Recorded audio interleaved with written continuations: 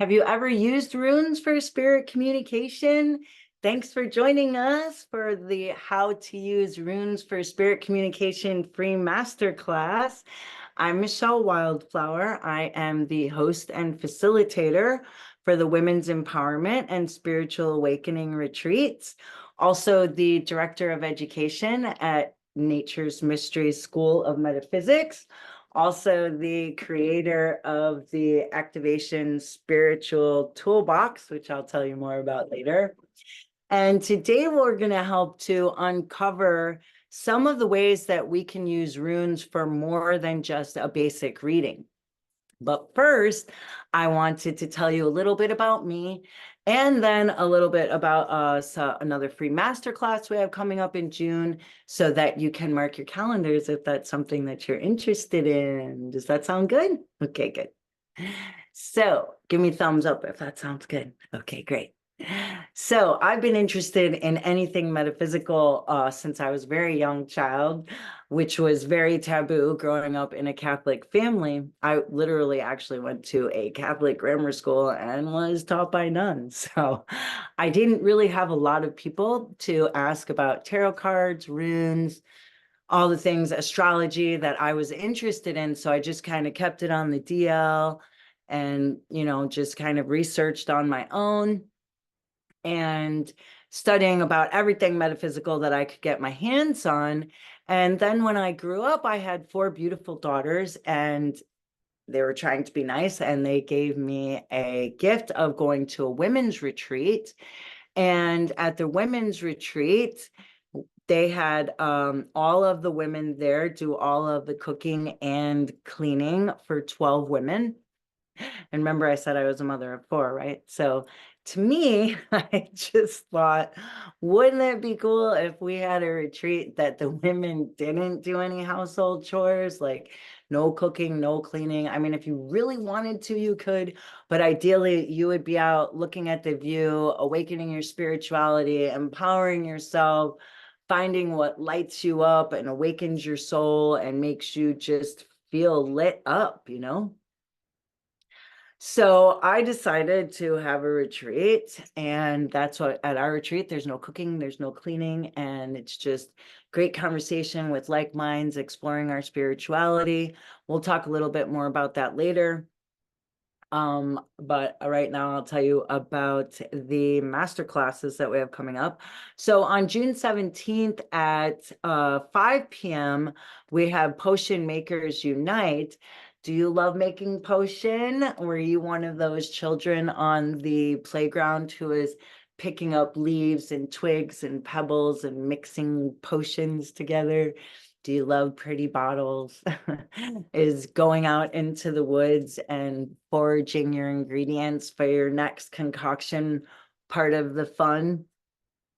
Then we would love to have you join us at our next masterclass. It's Potion Makers Unite. If this speaks to you, I'll be talking about some of my favorite plant, mushroom, and mineral allies and ways to connect with them in your potions. And I really wanted this to be forum style.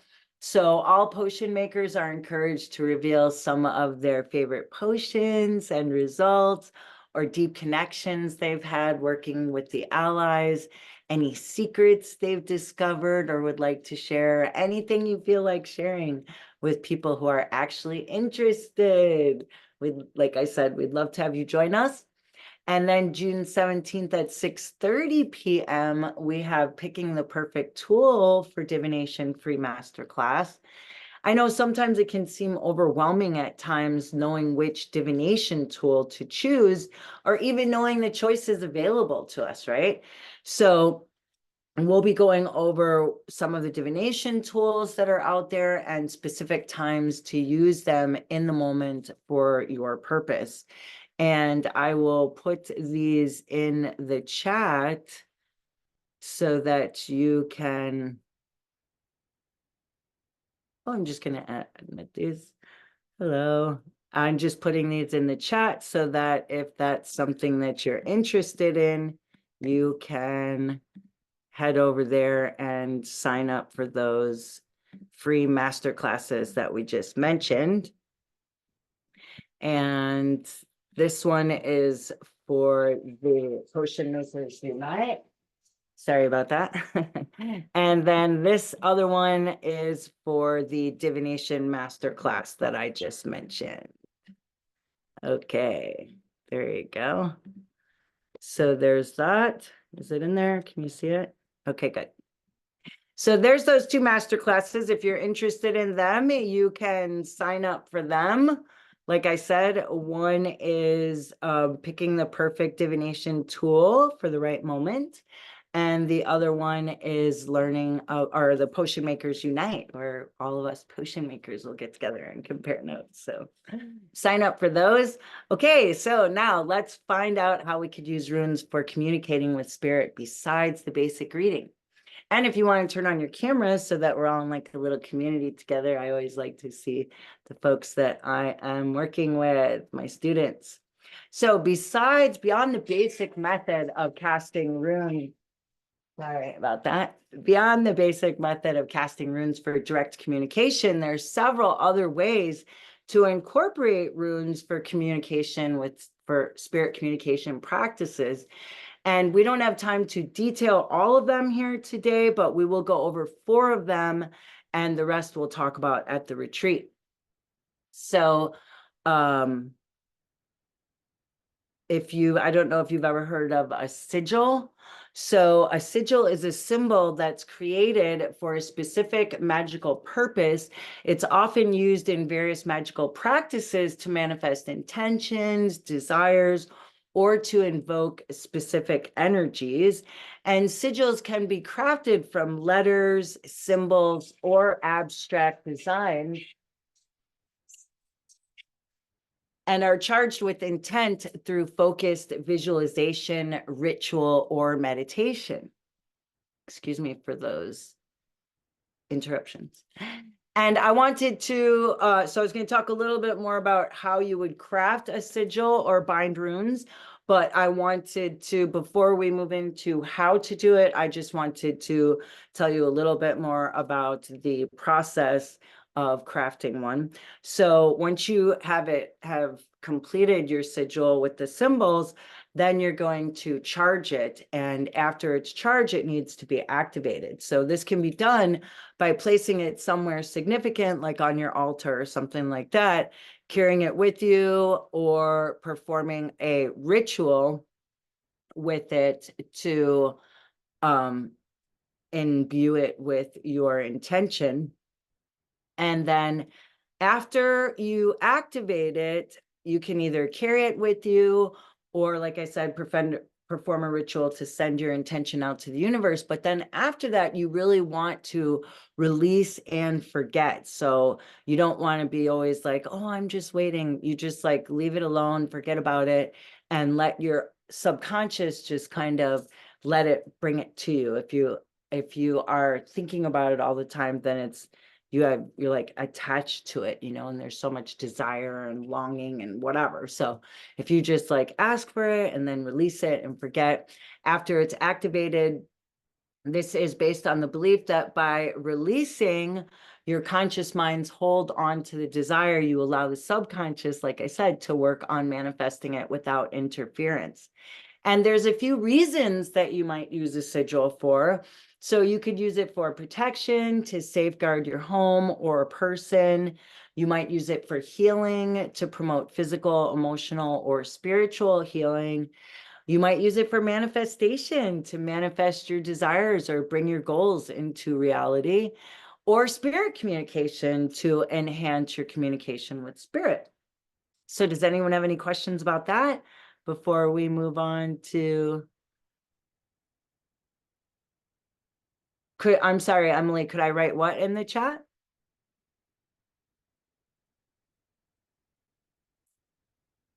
If you could let me know what you wanted me to write in the chat, then I can write it in there for you, no problem. So then we have rune sigils and bind runes. So create bind runes, or a combination of 2 or more runes or sigils. So you could use this for protection, communication, or specific intention setting. and choosing runes that together represent your intention. You know, maybe it could be like communication and protection. So you'll create the bind rune by drawing on paper, carving a piece of wood or another material like a stone. And then you'll empower the sigil with meditation. Like I said before, I told you the whole process. And in that way, you'll imbue it with your intention and then place it on your altar or carry it with you. And so while a sigil is a symbol, now I want to talk about a talisman.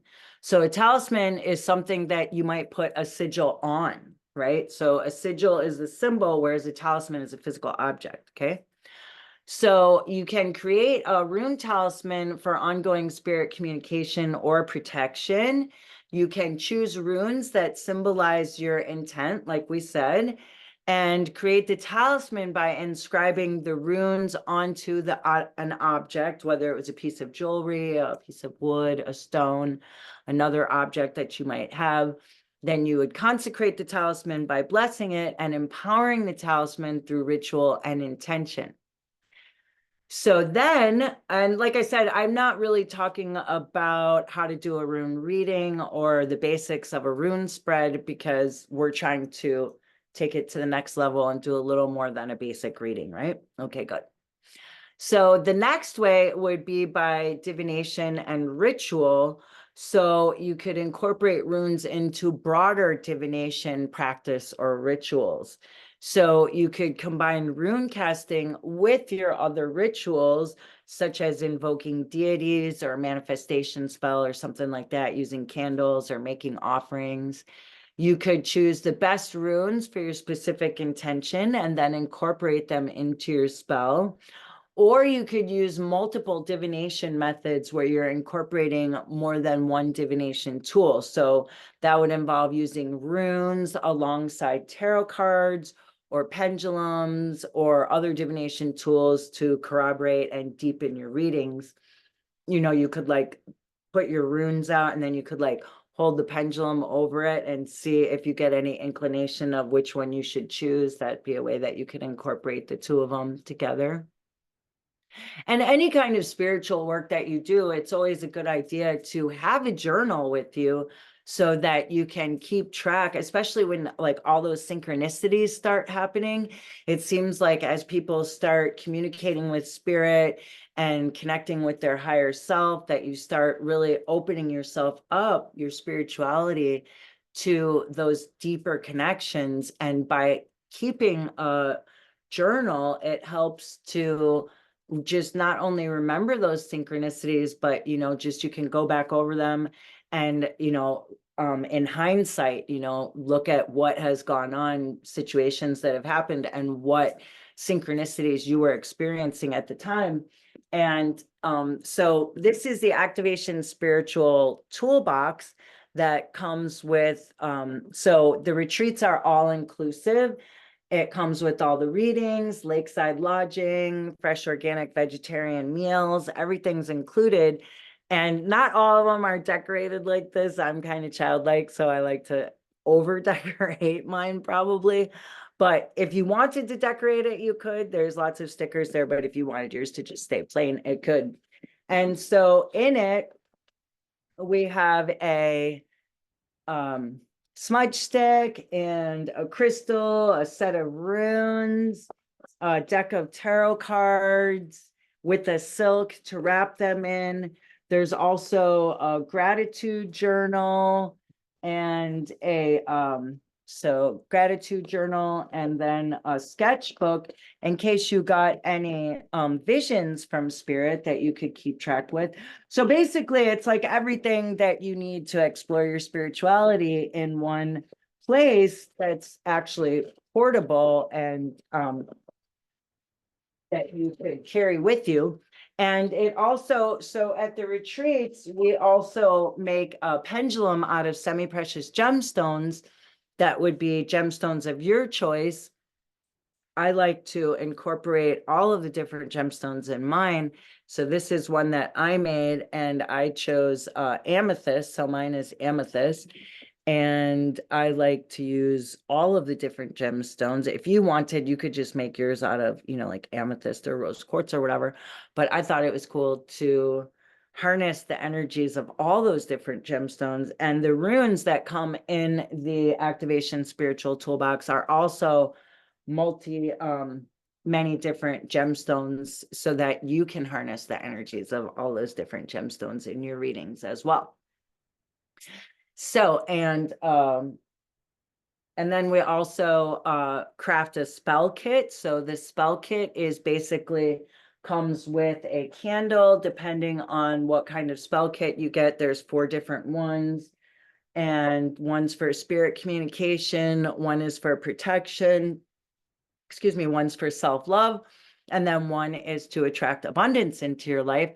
And they're in different colored bags, velvet bags, according to the specific color of your spell kit. And it comes with a candle that you can inscribe your intent on and then let it burn down with your intention. You'll make a spell jar at the retreat that is made with herbs and crystal gemstone chips. And then you'll carry that in your spell kit. And then it also comes with a tumbled gemstone that's specific to your intent of your spell kit. So that comes with it as well. There's also workshops, spiritual portraiture. So there's an evidential medium, Terry Bowden, who will be at the retreat, and she can not only draw your spirit guide or loved one, but not only communicate with them, but she could draw a picture of them for you. So for people who are skeptic and are like, is she really communicating? She'll show you a picture of who she's communicating with. And if, it's your grandma you think that you wanted to communicate with, you could see that she's definitely communicating with your grandma, because she can draw a picture of her for you. So she'll be there. We also have, like I said, crystal gridding, chakra cleansing, and this is all included in the retreat. But we'll get back to that. So spirit journaling, if you maintain a journal dedicated to your rune-based spirit communication experiences, you could have, either one journal that has different parts of it, or multiple journals, and one's for your tarot readings, one's for your dowsing experiences, one's for your rune, when you throw runes or have a rune draw. So you could do a daily rune draw each day and reflect on its message, and make sure to have a track progress record where you track your insights, experiences, and any recurring symbols or themes. Does anyone have any questions about those? Let's see in the chat. Nope. Okay, sigils, sure, I could spell that for you. So sigils is S-I-G. Let me just make sure autocorrect doesn't change it on me. Okay, there you go. Sigils. Yep. C-I-G-I-L. I don't know. Did it spell it? I'm going to put it in again, because sigils, I don't know if it changed it. Trying to have it not change it. Okay. Sigils. Okay. Awesome. So the next retreats that we have coming up are August 9th through the 11th and September 28th through the 30th. And depending which one you sign up for, depends on whether you would get a spirit guided portrait or a crystal therapy session. There's still spaces available at both, and we'd love to have you join us. The next 5 people that sign up from our master classes will get their readings done at the retreat. So, the facilitators can only do so many readings at the retreat. So, like I said, the next 5 people to sign up from our master classes will get their readings done at the retreat. And then the other folks who are not in the next 5 will get appointments with the readers. And then that'll be done over Zoom meeting or something like that, depending on your location, after the retreat. So if it's something that you want to have done at the retreat, you want to make sure to sign up and reserve your space today. And the September one is the one that is a women's empowerment and spiritual awakening retreat. And the August one is open to all. And like I said, these are all inclusive retreats that includes lakeside lodging, fresh, organic, vegetarian meals, sound baths, meditation, breath work, workshops, crystal gridding, sacred circles, tarot reading, and then the cooking classes, lakeside lodging, rest and relaxation, great conversation with non-judgmental people, awesome views over the lake, beautiful sunsets. We've seen eagles fly over before. We have fires at night. And it's a very beautiful, serene place. We're overlooking Lake Memphremagog. And there's 4 cottages that are very spread out. And 2 of the cottages is where the participants stay. One of the cottages is the common area that's fixed up really beautiful. I mean, all the cottages are fixed up really beautiful, but this one has a little extra with Buddhas and salt lamps and lots of room and cozy pillows and an esoteric library you could get lost in. And we do meditation workshops, and ideally we would do those things outside, but sometimes in Vermont it's not always the nicest sunny days, so weather permitting we would do those things outside, but if not, we have this beautiful common area where we can do meditation, breath work, and any workshops. And then the last cabin is the facilitator's cottage, and that is where all of the cooking classes are, where all the meals are prepared and eaten. I mean, like I said, again, if we could eat outside, we would ideally eat outside, but if we can't, then we can eat in the facilitator's cabin. And it's also where, for the late night owls that like to stay up late, we can all hang out over there. And the participants who want to go to bed early, they are very far away from us, so they can have their privacy and quiet, and we can have lots of fun staying up late in the facilitator's cottage because we tend to be night owls over there. So like I said, it's 20% off. You can go to naturesmysteries.com. I will drop that link in the chat so that you can go check it out. There's lots of pictures so that you can see what the facilities look like. They're very beautiful. And you could follow us on Women's Empowerment and Spiritual Awakening Retreats Facebook page to get updates on our free masterclasses and events and retreats. And you could follow us on Instagram at Vermont Women Empowerment Retreats. So does anyone have any questions on anything that we talked about today? The sigils or the talisman or activating them or spirit journaling, multiple divination. Like I said, we'll talk more. There's a few more that I have that we'll talk more about at the retreat. And if you're someone who's not in the area that can't come to the retreats, that's actually why we came up with Nature's Mystery School of Metaphysics.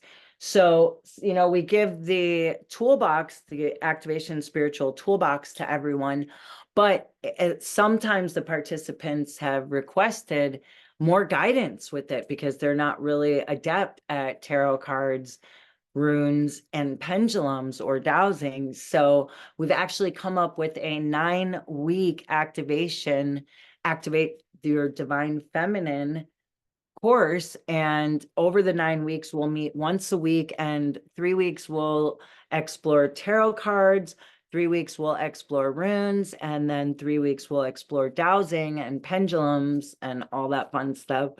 And in this way, we can really hope to awaken our divine feminine so that we can position ourselves in the place where we want to be in life, to manifest our desires and open ourselves up, put ourselves into receiving mode so that we can receive the abundance that's ours, that's just waiting to come to us. So if that's something you're interested in, naturesmysteries.com has all the information about Awakening the Divine Feminine course. And it's set up so that a lot of times after the retreat, some of the participants feel sad to leave the community that we've created over the weekend. So we actually create a Facebook group so we can keep in touch. And all of the sessions for Nature's Mystery School of Metaphysics all begin after the retreat, so that all of the participants of the retreats can continue that community in the 9-week activation, divine feminine activation course. So if that's, like I said, something that you're interested in, or you're not able to make it to the retreats, it's another way that you can connect with like minds and community for those who are far away from Vermont and can't come, although we would love to have you join us. So like I said, go to naturesmysteries.com, reserve your space today. Spaces are limited and there are still a few left, hopefully with your name on it. Okay. Thank you so much for joining us today in How to Use Runes for Spirit Communication Masterclass. And maybe we'll see you at one of our other masterclasses or the retreats. Thanks so much. Take care.